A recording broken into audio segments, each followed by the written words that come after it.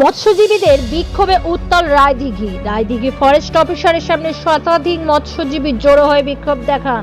তাদের দাবি ইংরেজ আমলের এক আইন অন্যায়ভাবে এখন জারি করা হচ্ছে।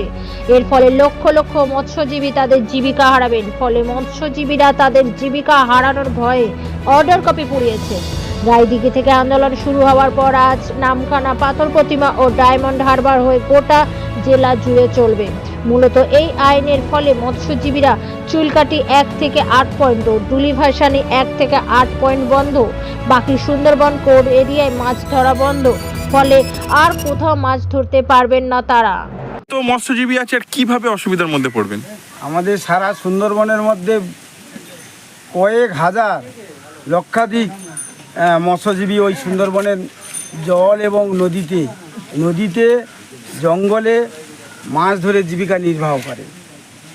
আজকে যে আইনটা রেঞ্জার সাহেব ফলো করতে চলেছেন, এই আইনে যা কিছু করেছেন, আজ থেকে আমাদের মৎস্যজীবীরা নদীতে যেতে পারবেন না। ওই নদীতে, ওই সুন্দরবনের মধ্যে যারা যে সমস্ত যানবাহনগুলো যায়, সে ইঞ্জিন সহ যানবাহনগুলো সমস্ত নিষিদ্ধ করেছেন। যদি ওরা আমাদেরকে নিষিদ্ধ করে থাকেন, তাহলে টুরিস্ট বোটগুলোকেও তাদেরকে খোলা রেখেছেন। তারা যাচ্ছে কী করে?